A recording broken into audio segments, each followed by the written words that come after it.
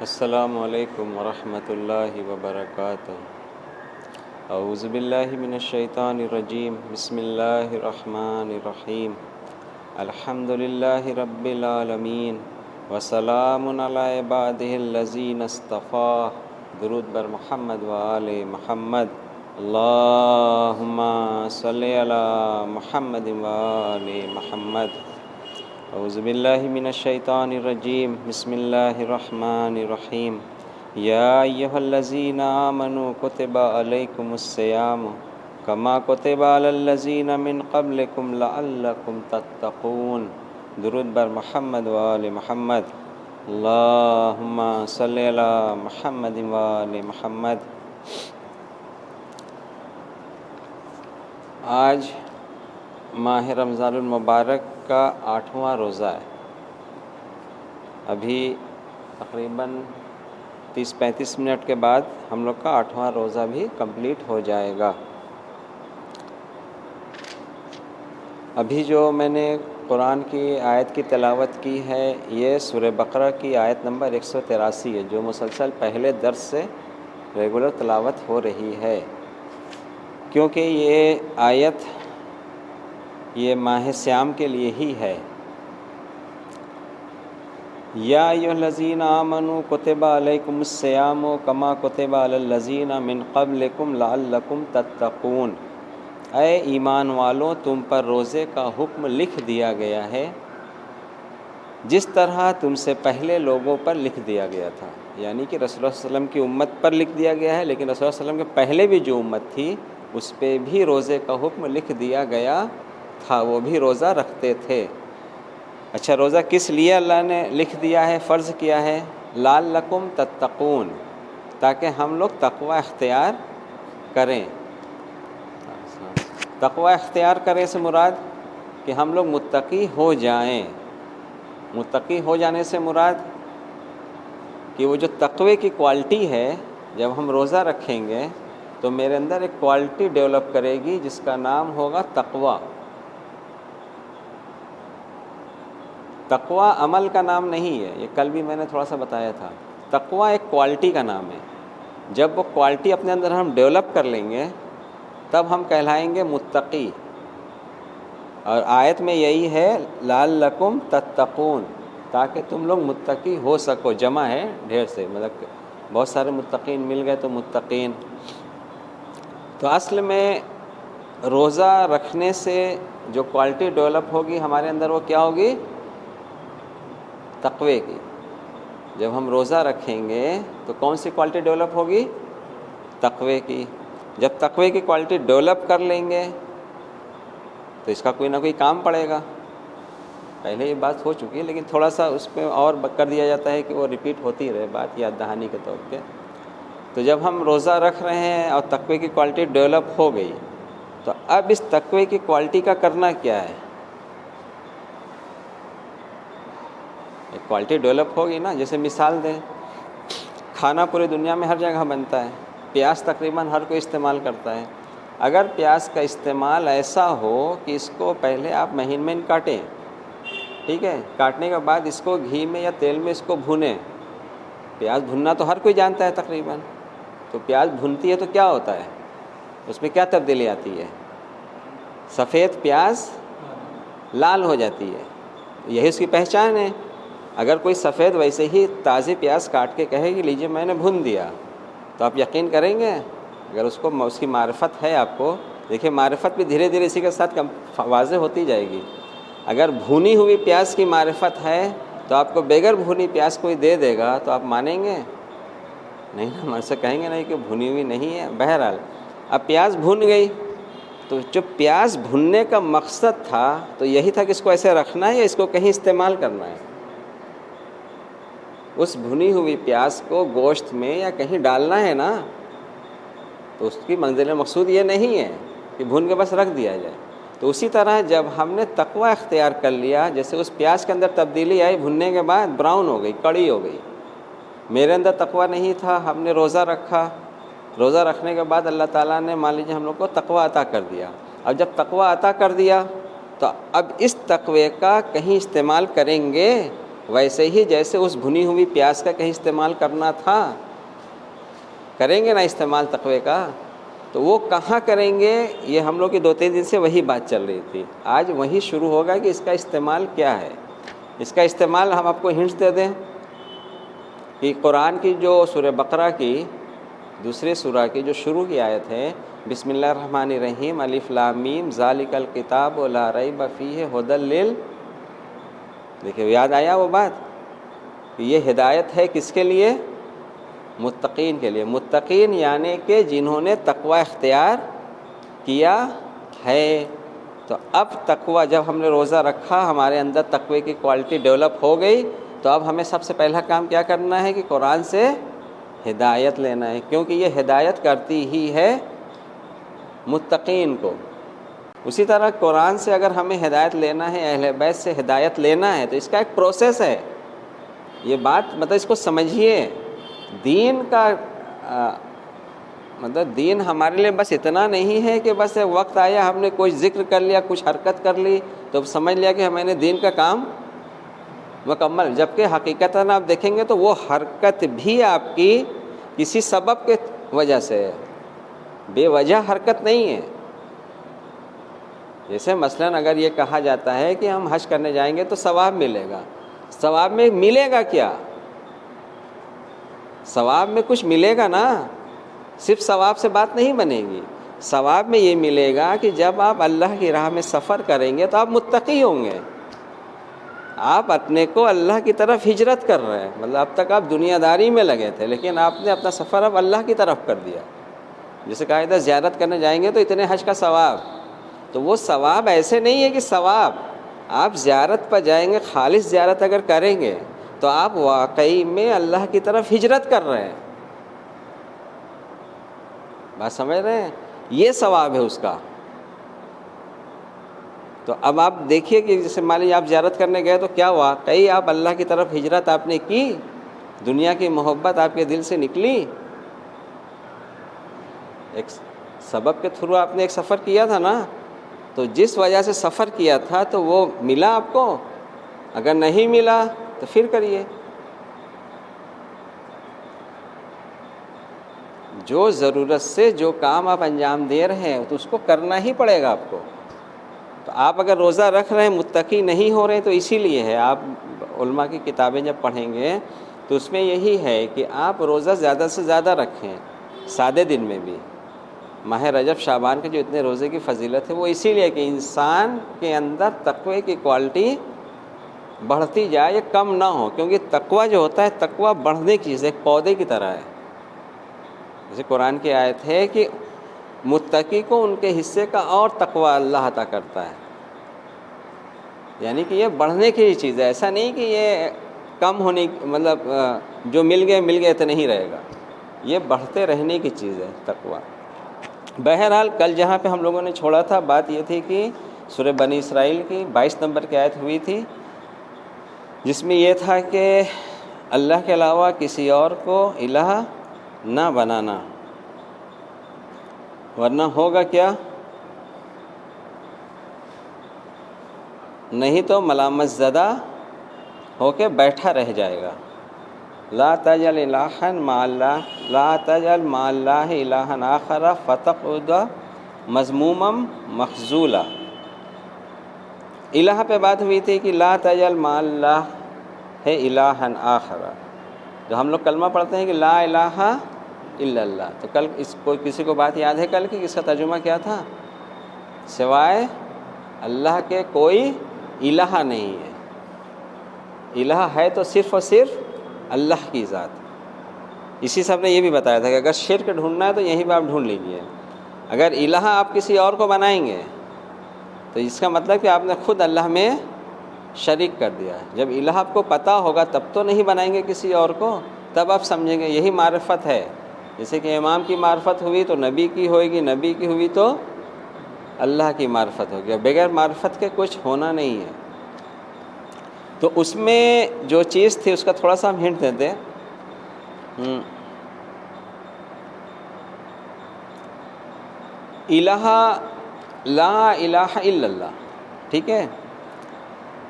اس کا ترجمہ ہوا کہ اللہ کے علاوہ کوئی الہ نہیں ہے.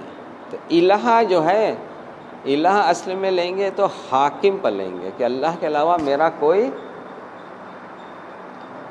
حاکم نہیں ہے. یہ پوری کائنات کس کی حکومت ہے؟ یہ زمین ہو یا آسمان ہو یا مطلب ہر چیز، جتنی بھی چیز ہے، ہر چیز کا خالق اللہ، اس کا مالک اللہ. تو اس کا حاکم کون ہوا؟ اللہ ہوا کہ نہیں حاکم؟ تو وہی ہم کہہ رہے ہیں کہ لا الہ الا اللہ. جب حاکم وہ ہوا تو حکومت کس کی ہوئے گی؟ جب حاکم وہ ہے تو حکومت بھی تو اللہ کی ہوگی. تو جب اللہ کی حکومت ہوگی تو قانون کس کا چلے گا؟ جب اللہ کی حکومت ہوگی تو قانون کس کا چلے گا؟ اللہ کا قانون چلے گا. دیکھیں بہت شارٹ میں بات ہو گئی. یہی جو اللہ کا قانون چلے گا اسی کو ہم کہتے ہیں اللہ کا دین. بات سمجھ میں آ رہی ہے؟ حاکم اللہ، اللہ کا قانون، تو یہی قانون جو ہے اسی کو کہا جائے گا اللہ کا دین. یعنی کہ اب پورے زمین پر جہاں جہاں بھی اللہ کی مخلوق ہے، خاص طور سے اگر ہم اپنے کو مخاطب سمجھیں انس و جنس کو، انسانوں میں سے اور جناتوں میں سے، تو ہمیں اللہ ہی کے قانون پہ چلنا ہے کیونکہ ہم اللہ کی حکومت میں ہیں. ہم نے حاکم کس کو تسلیم کیا ہے؟ اللہ کو. اس کو اگر خلاصہ کریں گے تو تھوڑا ٹائم نکل جائے گا، لیکن تھوڑا سا خالی اشارہ دے دیں. جناب موسیٰ علیہ السلام کو جب اللہ نے فرعون کے پاس بھیجا تھا کہ اسے سمجھاؤ طغا کر گیا ہے، تو فرعون نے یہی کہا تھا جناب موسیٰ سے کہ میرے علاوہ کسی کو اگر الہ مانا. دیکھیں ہم عربی میں بات کر رہے ہیں، تھوڑا سا اردو میں الہ کا ترجمہ بھی نہیں کر رہے ہیں. کہ میرے علاوہ، فرعون کہہ رہا ہے کس سے؟ جناب موسیٰ سے، کہ میرے علاوہ کسی اور کو اگر الہ مانا تو تمہیں اٹھا کے قید خانے میں ڈال دیں گے جہاں سے پہلے سے لوگ اور بھی لوگ سڑ رہے ہیں. تو اب اس کا ترجمہ لگائیے حاکم کا. فرعون کیا کہنا چاہ رہا ہے جناب موسیٰ سے؟ کہ میرے علاوہ اگر کسی کو حاکم مانا. جناب موسیٰ کس کے حاکم کی بات کر رہے تھے؟ رب العالمین کی بات کر رہے تھے. بس سمجھ رہے ہیں کہ نہیں؟ تو وہ فرعون رب العالمین کو حاکم نہیں مان رہا تھا، وہ کہہ رہا تھا کہ میں حاکم ہوں یہاں پر. اس میں بہت بات ہے، اس میں ہم گھسیں گے نہیں. تو میں یہ سمجھیے کہ الہ کا ترجمہ کیا ہوا؟ حاکم. جب حاکم الہ کا ترجمہ ہوا تو جس کی حکومت ہوئی تو قانون بھی اسی کا ہوگا. تو فرعون یہی کہہ رہا تھا کہ میرا قانون یہاں چلے گا، میرا دین چلے گا. وہاں پہ ہے دین الملک، یعنی کہ جو بادشاہ ہے بادشاہ کا دین. فرعون بادشاہ تھا، بادشاہ کا دین. ہم مالک کس کو مانتے ہیں؟ تمام زمین و آسمان کا اللہ کو مانتے ہیں. تو جب اللہ کو ہم مالک مانتے ہیں، حاکم مانتے ہیں، بادشاہ مانتے ہیں، تو قانون کس کا چلے گا؟ اللہ کا چلے گا. تو جو اللہ کا قانون چلے گا یہی تو اللہ کا دین ہے. دین اس سے ہٹ کے نہیں ہے. اس دین کے لیے جتنے انبیاء اللہ نے بھیجے، جیسے مولا علی نے بتایا خطبے میں جو ہم نے پڑھ کے سنایا تھا کہ رسول کیا کرتا ہے، وہ عبرتیں دلاتا ہے اور حجاب سے پردہ ہٹاتا ہے. یعنی کہ جو قومیں پیچھے غلط کر چکی ہے اس سے عبرت نصیحت دلاتا ہے اور حجاب ہٹاتا ہے. یعنی کہ محشر میں کیا ہوگا، اس کا انجام کیا ہے. تو اس کتاب پہ ایمان لانے کا مطلب ہی یہی ہے کہ آپ کا غیب پر ایمان ہوگا اور غیب پر یقین بڑھے گا. ایک ہمارے معاشرے میں ہم مطلب ہر مسلک کی بات کر رہے ہیں، تھوڑا بات کرتے رہتے ہیں. سب سے زیادہ جو کمی ہے وہ کمی یہ ہے کہ قرآن میں جتنا غیب کی خبر دی گئی ہے، پھر سے سنیے بات کو دوہرا کے، یہ میری بات ریکارڈنگ بھی ہو رہی ہے، ہو سکتا ہے آگے بھی جائے. قرآن میں غیب کی خبر جتنی دی گئی ہے، غیب یعنی کہ جو پیچھے ہو چکا ہے وہ، اور جو آئندہ اسی دنیا میں ہونے والا ہے وہ، اور جو روز محشر ہوگا یا اس کے پہلے روز قیامت ہوگا. قیامت الگ ہے، حساب کتاب الگ ہے. یہ ٹوٹل خبر اس میں ہے، لیکن اس پہ یقین کے مرحلے میں نہیں ہے. کیوں نہیں ہے؟ کہ اس خبر کو جن کا کام تھا کہ اس خبر کو معاشرے میں رائج کریں انہوں نے اس خبر کو رائج نہیں کیا ہے. پورے ذمہ داری سے بات کہہ رہے ہیں. جن کو ذمہ دار بنایا تھا اللہ نے، انہوں نے اس غیب کی خبر کو رائج نہیں کیا. اس کی مثال دیں کہ خبر رائج کیوں نہیں کیا، یا کیا دلیل ہے کہ ہاں خبر غیب کی رائج نہیں ہوئی.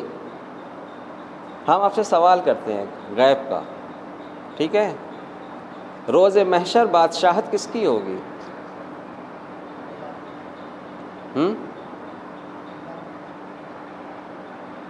آپ الگ الگ جہاں جائیں گے الگ الگ کانسیپٹ ملے گا آپ کو. اس کی وجہ کیا ہے؟ وجہ یہی ہے کہ قرآن میں جو غیب میں خبر دی گئی ہے اس کو نہیں بتایا گیا ہے. جبکہ یہ ہے کہ اس دن ایک ندا دینے والا ندا دے گا اور سوال کرے گا کہ آج کس کی بادشاہت ہے، تو سب بیک زبان کہہ اٹھیں گے کہ اللہ واحد قہار کی. جو ہم سورہ حمد میں پڑھتے ہیں شروع کی آیت، بسم اللہ الرحمن الرحیم الحمدللہ رب العالمین الرحمن الرحیم، اس کے بعد مالک یوم الدین کتنا قریب ہے؟ مالک مطلب مالک، بادشاہ، یوم روز، دین دین یہی دین اسلام جو ہم کہتے ہیں، جس کا ترجمہ جزا اور سزا کا ہے. جزا اور سزا کے روز کا مالک کس کو ہم کہہ رہے ہیں؟ اللہ ہی کو تو کہہ رہے ہیں. جب ہم کہہ رہے ہیں کہ روز جزا، سزا اور جزا کا اختیار صرف اور صرف کس کے پاس ہے؟ اللہ کے پاس ہے. تو یہ خبر پہ یقین ہوا؟ ہمیں ہوا تھا کبھی؟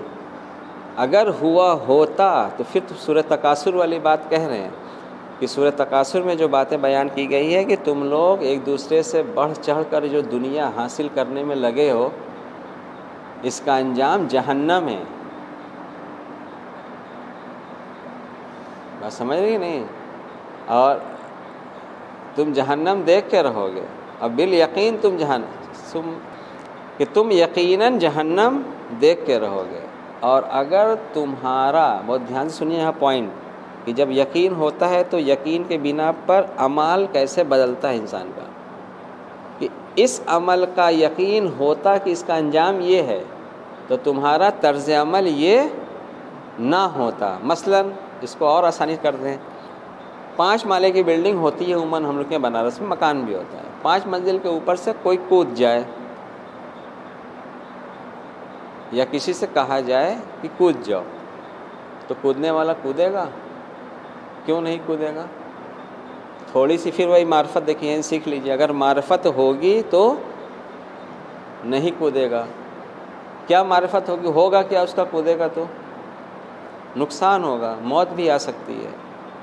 تو جب اس کو انجام کا یقین تھا تو کیا اس نے وہ عمل انجام دیا؟ دیکھیں ہم اپنی بات کی دلیل دے رہے ہیں. انجام جب تھا یقین کی یہی انجام ہونا ہے، تو اس نے عمل انجام دیا؟ نہیں انجام دیا. تو یہی ہوتا ہے سورۃ تکاثر میں، یہی ہے کہ اس عمل کے انجام کا اگر یقین ہوتا تو تمہارا طرز عمل یہ نہ ہوتا.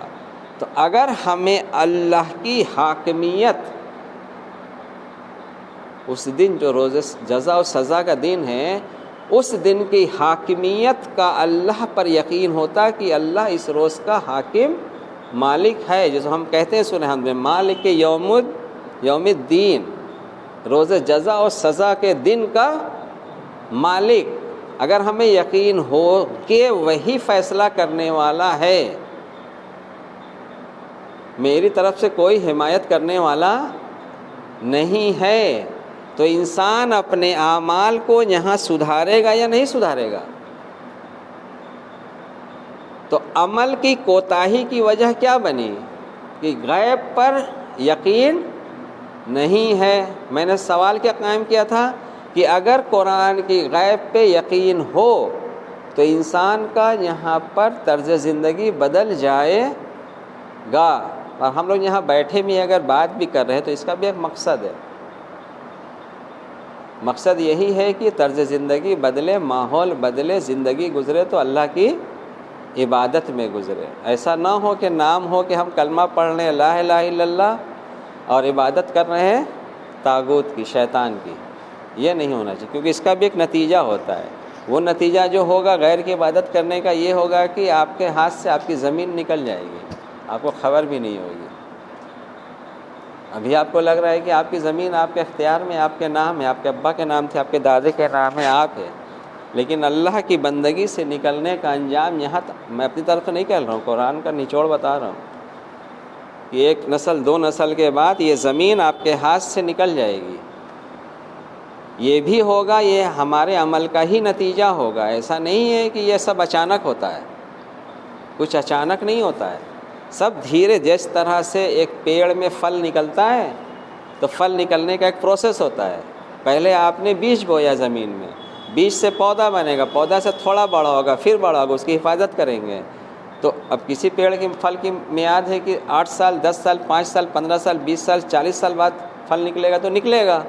تو اسی طرح قوم کے برباد ہونے کا بھی ایک وقت اللہ نے معین کیا ہے کہ قوم اگر اللہ کی عبادت سے باہر یعنی اللہ کی عبادت سے باہر نکلنا مطلب اللہ کی نافرمانی سے مطلب نافرمانی کرتے کرتے کرتے کرتے اتنا وقت گزر جائے گا تو اب ان کا انجام یہی ہونا ہے. ان کے اوپر عذاب. عذاب کا مطلب کیا ہے؟ عذاب کا مطلب کوئی ایک یہ نہیں کہ آسمان سے پتھر ہی گر جائے. اور یہ ہو چکا ہے جناب موسیٰ علیہ السلام کے بعد یہ ہوا ہے. جناب طالوت کا واقعہ جو ہم لوگ سنتے ہیں، پتہ نہیں سنا ہے کہ نہیں آپ لوگوں نے؟ جناب طالوت کا واقعہ سنا ہے؟ قرآن کا واقعہ ہے، نام سنا ہے جناب طالوت کا؟ اب بتائیے کتنی حیرت کی بات ہے کہ اتنی عمر آج یہاں آپ لوگ 45 سال کے بھی ہیں، 25 کے بھی ہیں، اور جناب طالوت علیہ السلام کا نام ہی نہیں سنا ہے. اور ہم کہہ رہے ہیں کہ ہمارا جو مجلس کا وہ ہے سبجیکٹ یہ ہے، یہ بہت اچھا کلاس ہے جہاں دین سکھایا جاتا ہے.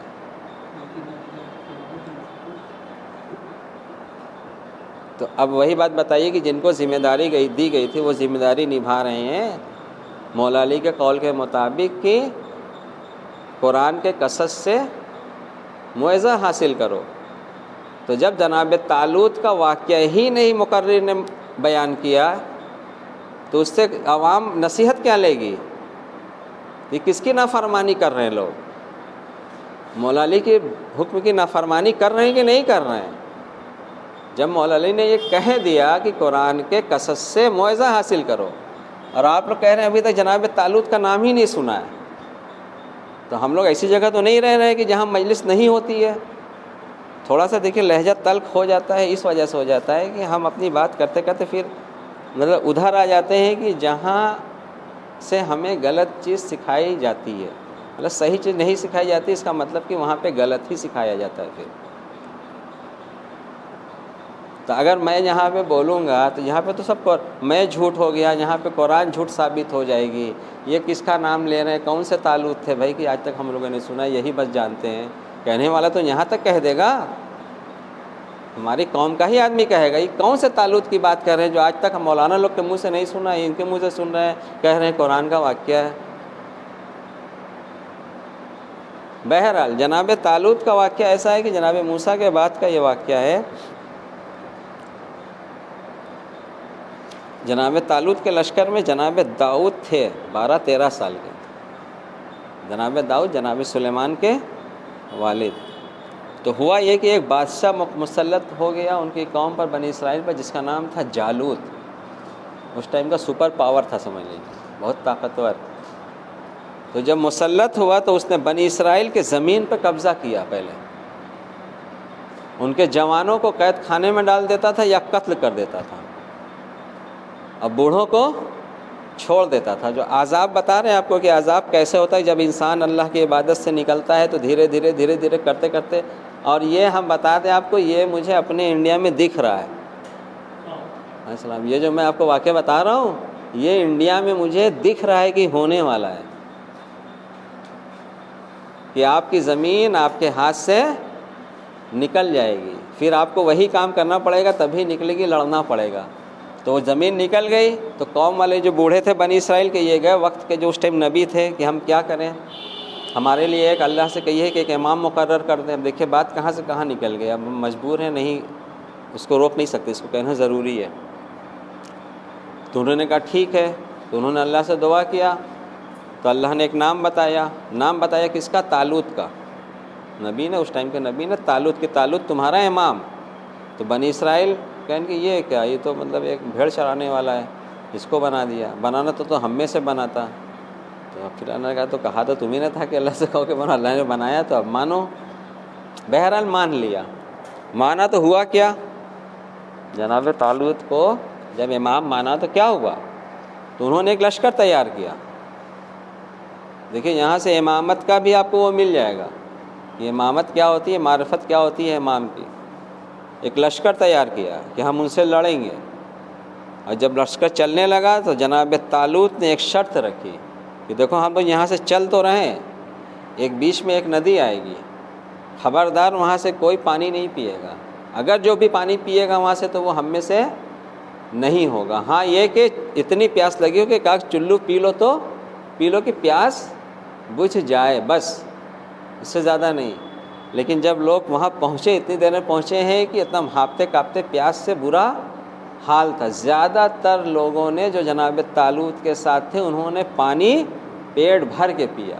اب جب پیٹ بھر کے پانی پیا تو وہاں سے چلنے کے لائق بھی وہ لوگ نہیں بچا, اور انہیں چھوڑ بھی دیا کہ اب ہمارے ساتھ تم لوگ, کیونکہ میں نے پہلے ہی یہ بات کہہ دیا تھا. یہاں سے امامت سمجھ میں آ رہی ہے, یعنی کہ امام نے اگر ایک جملہ کہا ہے کوئی بات تو اس پہ عمل کرنا قوم پہ واجب ہے. یہ نہیں ہو سکتا ہے کہ امام اس کو نظر انداز کر دے گا. یہ ہے جناب طالوت امام کا واقعہ. اس قوم کے امام تھے, وہ اللہ نے منتخب کرایا تھا. یہ پورا قرآن کا واقعہ ہے. یہی لشکر جب چند افراد بچے تو یہی گئے ہیں جالوت سے لڑنے کے لیے. اس میں جناب داؤد کی علیہ السلام کی عمر تھی 12 سال. جناب داؤد علیہ السلام گلیر بڑے اچھی چلانا جانتے تھے, اور وہ زرہ پہنے تھا لوہے کی. تو جناب داؤد علیہ السلام نے اس کو ایسی جگہ سے مارا کہ یہاں سے زرہ کچھ کھلی تھی. دیکھیں یہاں حکمت دیکھیں کتنی ہوتی ہے.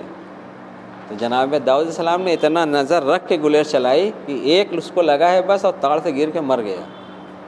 پھر اللہ تعالیٰ نے جناب داؤد کو زرہ بنانے کی وہ سکھائی تھی, ہنر. کچھ ملا آپ کو اس بات سے؟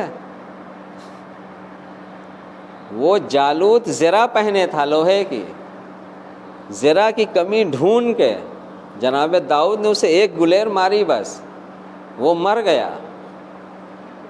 پھر اللہ نے اس کے لیے لوہے کو نرم کر دیا.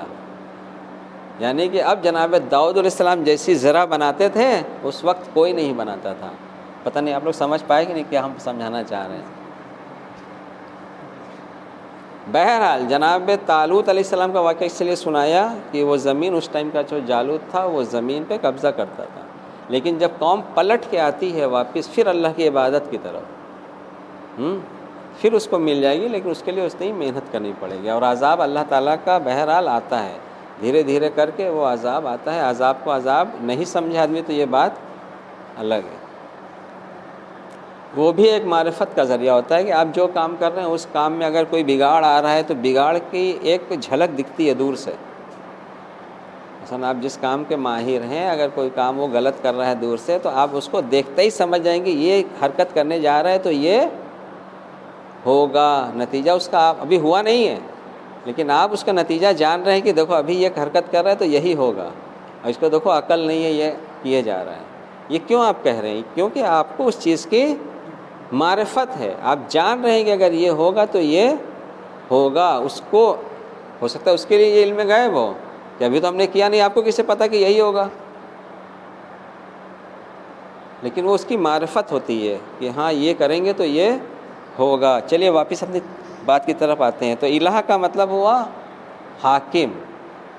اگر ہم کہہ رہے ہیں لا الہ الا اللہ یعنی کہ ہم اللہ کو حاکم مان رہے ہیں.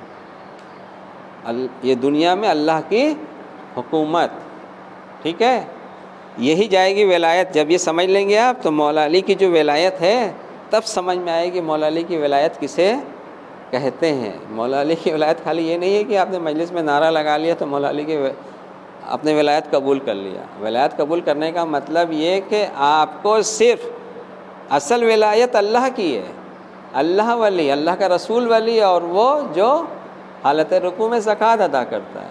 یعنی کہ جو حکومت یہاں نافذ ہوگی، جب یہ ملک اللہ کا تو قانون کس کا؟ اللہ کا. تو رسول کا قانون الگ رہے گا، اللہ کا الگ رہے گا، مولا علی کا قانون الگ رہے گا. رسول جو قانون نافذ کریں گے اس حکومت میں کس کا رہے گا؟ اللہ کا، جسے ہم لوگ کہتے ہیں اللہ کا دین. مولا علی جو قانون نافذ کریں گے یہاں تو کس کا کریں گے؟ وہی جو رسول اللہ نے نافذ کیا. اب نیا قانون نہیں ہے، اب امامت ہے. وہ نبوت تھی، یہ امامت ہے. وہی قانون رہے گا جو رسول اللہ نے اللہ کا قانون نافذ کیا ہے. اب مولا علی اسی کے حساب سے حکومت کریں گے. یہ 21 رمضان کو سمجھ میں آئے گا کہ مولا علی کو کیوں لوگوں نے السلام قتل کر دیا. مولا علی کے دور حکومت میں نہ مولا علی کا قتل ہوا ہے. مسجد میں جو شہادت ہوئی ہے مولا علی کی، کب ہوئی ہے؟ مولا علی کا دور حکومت چل رہا تھا نا. تو یہ بتا دیں گے آپ کو اس ٹائم انشاءاللہ موقع رہا تو کہ یہ کتنا مشکل ہے مولا علی کی ولایت کو قبول کرنا. یہ آسان نہیں ہے، یہ بچوں کا کھیل نہیں ہے کہ مولا علی کی ولایت کہے کہ ہم مولا علی کو ولی مانتے ہیں. مطلب کھلواڑ نہیں ہے. قتل کر دے گا آدمی. آج کا آدمی قتل کرنے پہ آمادہ ہو جائے گا مولا علی کا. مطلب کوئی غیر نہیں، وہ کہنے والا کہ جو ہم علی کے شیعہ ہیں، اگر اس کو ولایت سمجھا دیا جائے تو وہ قتل کرنے پہ آمادہ ہو جائے گا آج. ہاں ہم ایسے کو ولی نہیں مانتے. وہ ولی کیسے کو مانتا ہے؟ دیکھیں بات سے بات نکلتی ہے. وہ ویسے کو ولی مانتا ہے آج کا شیعہ کہ میں غلطی پہ غلطی کرتا چلا جاؤں اور وہ مجھے معاف کرتے چلے جائیں. تو جناب طالوت نے یہ کیا تھا. جناب طالوت امام تھے اس وقت، تو انہوں نے منع کیا کہ کوئی خبردار پانی نہیں پیے گا، جو پیے گا وہ ہم میں سے نہیں ہوگا. تو جناب طالوت کیا پانی پینے والے کو بھی ساتھ میں لے کے گئے تھے؟ ہیں؟ تو یہ والا ولی کس کو پسند آئے گا؟ یہ ولی کس کو پسند آئے گا کہ جو ایک بار بات کہہ دے پھر اس سے پھرے نہ؟ تو کیا اللہ کا ولی ایسا ہوگا جو ایک بار بات کہے گا پھر اس سے پھر جائے گا؟ تبھی ولایت ابھی ہم جانتے کہاں ہیں تب کہ ولایت کسے کہتے ہیں. ہم سمجھ رہے ہیں کہ بس نام ہم نے اپنی زبان سے لے لیا علی کا تو ہم سوچ رہے ہیں کہ ہم نے ولایت اقرار کر لی. نام لے رہے تو قرآن میں لکھا ہے. تو کفار کے ان سے پوچھو کہ یہ زمین و آسمان کس نے بنایا ہے تو یہ خود ہی کہیں گے کہ اللہ نے بنایا ہے. تو کیا ان کا یہ کہنا ان کا ایمان ہو گیا اللہ پہ؟ کہ وہ کفار کہہ رہے ہیں کہ ان سے پوچھو، رسول اللہ سے کہہ رہے ہیں اللہ کہ ان سے پوچھو کہ یہ زمین و آسمان کس نے بنایا، تو یہ خود ہی کہیں گے کہ اللہ نے بنایا. تو جب اللہ نے بنایا تو ان سے پوچھو کہ تم دھوکہ کہاں سے کھا رہے ہو؟ اقرار بھی کر رہے ہو کہ اللہ نے بنایا، اس کے بعد بھی اللہ میں شریک کر رہے ہو. تو ان کا صرف زبان سے مان لینا کافی نہیں ہوگا. ولایت یہ اللہ کی حکومت ہے. اس کو سمجھ لیجیے، ایک چیز بات نکلی ہے تو ولایت اصل میں اللہ کی حکومت کو کہتے ہیں. جو اللہ کی حکومت کو نافذ کرے گا اسے کیا کہیں گے؟ ولی. ولی اللہ کہا تو کیا اس کا مطلب کیا ہوا؟ کہ اللہ کی حکومت کو نافذ کرے گا. کس قانون کے تحت نافذ کرے گا؟ اللہ کے قانون کے مطابق نافذ کرے گا یا ہم لوگ کے قانون کے مطابق نافذ کرے گا؟ اللہ کے قانون کے تحت. اللہ کا قانون مطلب کیا ہوا؟ اللہ کا دین. سمجھ میں آ رہی ہے بات کہ نہیں؟ کیونکہ بات ایک ایک دن میں نا ہم تو سوچے تھے کہ ایک ایک بات لے کے چلیں گے، لیکن ایک سے دوسری، دوسرے سے تیسری، تیسرے سے چوتھی بات نکلتے نکلتے جب ایک جگہ پر آ جاتی ہے. اب جیسے طالوت پر رکی، جناب طالوت پر سوچا کہ چلے اب نہیں سنا ہے تو اس کو سنا دیں. تو اس میں نکل گیا 3-4 منٹ. پھر بات پہنچی امام تک، ولی تک، تو اب ولایت سمجھا دیں، اس میں پہنچ گئی بات یہاں تک. بہرحال جب ہم کہتے ہیں کہ لا الہ الا اللہ تو اس کا مطلب کہ اللہ کے علاوہ کوئی حاکم، ہم سب کی حکومت کو حاکم ماننے سے انکار کر رہے ہیں. ٹھیک ہے؟ تو حکم چلے گا تو اللہ کا چلے گا. تو اب جب اللہ کا حکم چلے گا تو چلیے ایک آیت ہم پڑھ دیتے ہیں جہاں سے بات ہوئی تھی. اب اسی کے بعد ہے وَقَضَىٰ رَبُّكَ، تمہارے رب کا فیصلہ ہے. اب وہ ذہن میں رکھیے گا اس سے پہلے کہ اللہ کے علاوہ کسی کو الہ نہیں بنانا ہے، یعنی کہ اللہ کا جو حکم ہے اس کے علاوہ کسی کا حکم نہیں مانیں گے. ہے نا. اب اللہ کا حکم سنا رہے ہیں فیصلہ. وَقَضَىٰ رَبُّكَ أَلَّا تَعْبُدُوا إِلَّا إِيَّاهُ وَبِالْوَالِدَيْنِ إِحْسَانًا إِمَّا يَبْلُغَنَّ عِندَكَ الْكِبَرَ أَحَدُهُمَا أَوْ كِلَاهُمَا فَلَا تَقُل لَّهُمَا أُفٍّ وَلَا تَنْهَرْهُمَا وَقُل لَّهُمَا قَوْلًا كَرِيمًا وَاخْفِضْ لَهُمَا جَنَاحَ الذُّلِّ مِنَ الرَّحْمَةِ وَقُل رَّبِّ ارْحَمْهُمَا كَمَا رَبَّيَانِي. دعائے قنوت میں اتنا ٹکڑا ہم لوگ پڑھتے ہیں نا, رب ارحمہما کما ربیانی صغیرہ. یہ آیت میں سب سے لاسٹ میں اس کا جو مین ہے ترجمہ وقضى ربک, تمہارے رب کا فیصلہ ہے کہ اللہ کے علاوہ کسی کی عبادت نہ کرو. اللہ کے حکم کو ماننا کیا ہوا؟ حکومت کس کی؟ اللہ کی. تو اس حکومت میں فیصلہ حکم کس کا چلے گا؟ اللہ کا. اللہ کے حکم کو مان کے عمل کرنا مطلب اللہ کی عبادت. آیت میں کیا ہے؟ وَقَضَىٰ رَبُّكَ أَلَّا تَعْبُدُوا إِلَّا إِيَّاهُ, سوائے اللہ کے کسی کی عبادت نہ کرنا. یعنی کہ جو اللہ کا یہ فیصلہ ہے کیا کہ اس کے ساتھ کسی کو شریک نہ کرنا, تو نہ کرنا, یہ اللہ کا حکم ہے. اور اس کے بعد فوراً کیا ہے کہ والدین کے ساتھ نیکی کرنا. یہ کیا ہے؟ اللہ کا حکم. اگر والدین کے ساتھ نیکی کیا تو کیا ہوا؟ اللہ کی عبادت. یہ سمجھ لیجیے, عبادت دھیرے دھیرے اسی سمجھ میں آئے گی. یہاں آپ اللہ کی عبادت کا عہد کرتے ہیں مصلی پہ, یہ عبادت نہیں ہے, یہ عبادت کی شروعات ہے. آپ اپنے کو پاک صاف کر کے یہاں عہد کرنے آتے ہیں کہ ہم تیری ہی عبادت کریں گے. اب عبادت کرنا ہے تو اس پہ اللہ کے حکم پہ عمل کرنا ہوگا. ٹھیک ہے, اس میں سے یہی ہے, پہلا یاد رکھ لیجئے کہ والدین کے ساتھ نیکی کرو. اس میں ہے لمبا, ہوتے ہوتے جائے گا, کل انشاءاللہ اس کو والدین والا ہی پورا کریں گے. لیکن یہ حکم یاد رکھیے گا کہ اس کے ساتھ کسی کو شریک نہیں کرنا ہے اور والدین کے ساتھ نیکی کرنا ہے. اب نیکی کا تصور جو بھی آپ سمجھیے, کل خلاصہ ہوگا اس میں سے نکلے گا بھی. ٹھیک ہے. وآخر دعوانا الحمدللہ رب العالمین. درود بر محمد و آل محمد. اللہم